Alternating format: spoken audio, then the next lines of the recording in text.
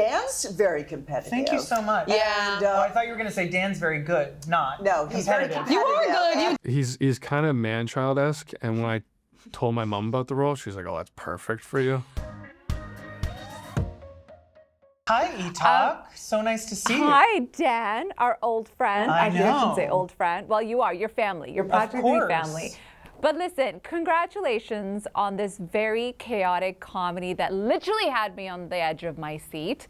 We have the sibling dynamic once again in the center of Big Mistake. So Dan, I'm curious to know what makes that sibling rivalry, the connection, always just such a perfect ingredient for fantastic comedy. Because and I how think- would your real sister do, by the way, in real crime? Oh, my real sister, I think, would be really good at crime. That's not an insult. Wow.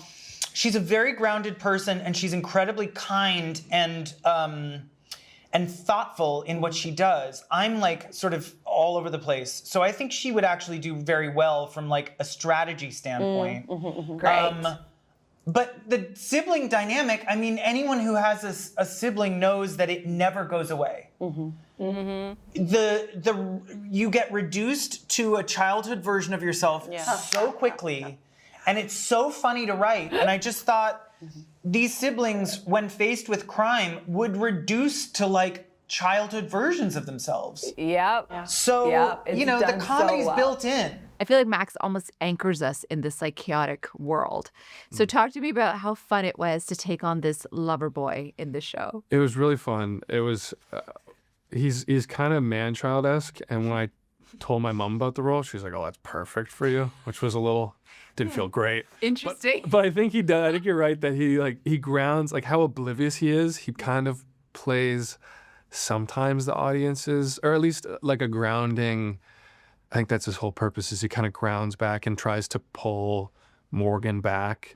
And other people are suggesting like, "Hey, go settle with him." Yeah. And he's almost like a good vehicle for Morgan, but also the audience to be like how naive someone can be to this happening. I know, and you sell it so well. Oh, thank you. It's kind of concerning fact. Thanks. Yeah. Laurie, I love how committed Linda is to her kids, but especially local politics. Like she knows exactly what's happening. However, I will say Jack also mentioned that you were very competitive on set when it came to Boggle. Oh, yes. So who was like the most competitive person that you really had to up your game with? Dan's very competitive. Thank you so much. Yeah. And, I thought you were going to say Dan's very good, not No, he's very competitive. You are competitive. good. You did get it. I think you were tied for first for like the highest score Yes. maybe of the season. Our entire crew had essentially a competition. We would play every Wow. time we could. Yeah. And Laurie was very good. Elizabeth Perkins is very competitive. That's right. Okay, good to know. Taylor, I know that Dan watched your audition first, but what was your first impression working with him? Also knowing that you're going to be sharing a screen with this incredible Canadian legend I know. who also is responsible for discovering Annie Murphy. I know. Okay, Etalk with the compliments. I know. Can you imagine if I could never step foot in Canada again because of our feud? I auditioned first, but then it was a really long process. So we didn't meet until about 6 months later. And at that point, it's kind of, it would be amazing. It would be an amazing job to have, but you can't really put the cart before the horse because you can't let yourself want it too much. It's the number one rule of being an actress. Yes. That's how you get the Yes. job. And so you have to go in, you can't have a freaky vibe. And I'm proud to say that I did that. And I think we just ended up really enjoying ourselves when we were able to read together in person. It was the same it. kind of spark. It was the same kind of energy. I was just as excited as You guys are so good.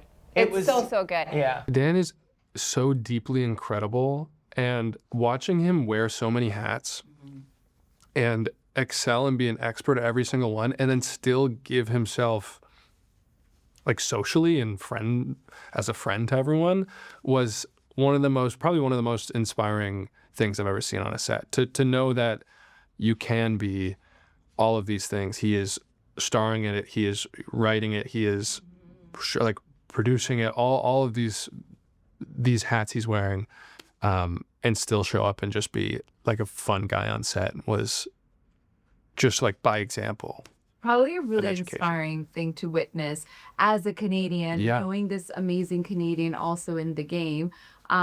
Was there any, like, what conversations were like with him also navigating through this role with Max?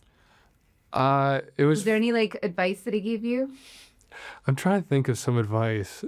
A lot of the times I would just try to be as kind of pathetic as I can. He'd be like, "That's good." I was like, "Oh, I wasn't doing it just now, but that's how that works." No, he was oh shoot. He gave me great just general acting advice on just how to be so comfortable as a character. I don't even know, I can't even think of so many specifics, but I think just the environment he sets up and how encouraging he is on set made me so comfortable to be this character. Dan, I really want to quickly bring this up.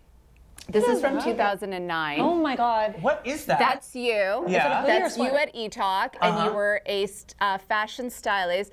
That's me as an intern, Stop. and you styled me in the tightest dress possible because you were like, "This is what everyone's wearing for TIFF." Like, we go First way back, of all, my friend. let me just say, you and I both know that someone else probably told me to put that dress on you. You and I both know. Probably. But Well, I was listen, how would doing you my rate my job. fashion? How would you rate my fashion today? I think you look fabulous. Amazing. I don't think you had a choice First but of to say all, that. can we just give a round of applause for you working your way up from intern to on-camera personality? Look at us both. Yeah. Look at us both, my friend. This is for both of us. Success stories. Both of us. What's your love language in real life? Thank you for asking. You're welcome. I do love physical intimacy. Words of affirmation are huge for me, though. Need those. Mine's money. Money. Yeah, probably money. Just give me money. That's and I'm great, like, yeah. you love me. This is great. That's actually great. Yeah, cold hard cash. Yeah, right. Or get I- bags of it. I take that back. Yeah. Like all of that, it's physical intimacy. Everything can be bought with that, Jack. Yeah. Money. Yeah. I'm totally kidding. But what I do love is that we get to see a little cheeky side of you, pun intended. Yeah. Yes. It's good. Right? Yeah. What was that mindset for you that day when you were like, okay, like my cheeks are gonna be out today? Like, was there preparation you had to do? I think I had resigned to the fact that was happening, and then I got kind of into it because you wear like a dance belt, which is like it's just a thong, and I remember that day, not to throw her under the bus. Taylor comes in and she's wearing a robe, and there was some malfunction with her robe, and so I was standing there in that living room for like an hour, just with my. And I also, it also took a second though to realize where I was like, guys, I'm cool to like I didn't want to keep like putting. I also have to wear a robe. It's like I have to put that on. And I was like, guys, I'm cool to keep it off. And they're like, no, you have to put it on. I was like, oh, it's not for my comfortability. It's for everyone else. Yeah, it's for everyone else's comfortability. Oh yeah, I forgot We're about so that. happy you're so comfortable in your body, but it's for everyone everyone else else because is. they don't know where to look. No. I feel like leave him alone. He's comfortable. Yeah, it was fun. I liked it. I feel like you were also perhaps in the back of your head, you were like, okay, I'm in this show right now, but I'm possibly auditioning for Heated Rivalry. Like now the cheeks are out. Like I feel like that demo reel could start with that. Yeah, that's why I was like, this is great practice. This is Yeah, this is good practice. What would you want to say to Jacob Tierney? Is there a message you want to look right into the camera and say to him, including your cheekiness in the show? Ooh, yeah, please go refer to that clip for my expertise. That is going to be my resume. I'm going to pass that along, Jacob. You know where to find me. Picture. Hey, Liz, the last time we chatted, we were talking for adults, and I commented on your hair. Yes. I think I interrupted our interview, and I was like, can we just talk about your Disney Prince hair? So where are we with the Disney Prince plans? Because like I feel like that still also needs. Like we could do Heated Rivalry too, but then we could do something for the children. Yes, I would love to. Yeah. I was looking. I really wanted to audition for Tangled, but I just can't sing, and that was just. Just wait till you hear it. I can't. Yeah, it's not good. I don't believe you. If I do a non-musical Disney Prince, I would love to do a Disney Prince that's just all about the politics, not into the show. You know what? That could really be what our future Disney movies look like. So I wouldn't be surprised. do it.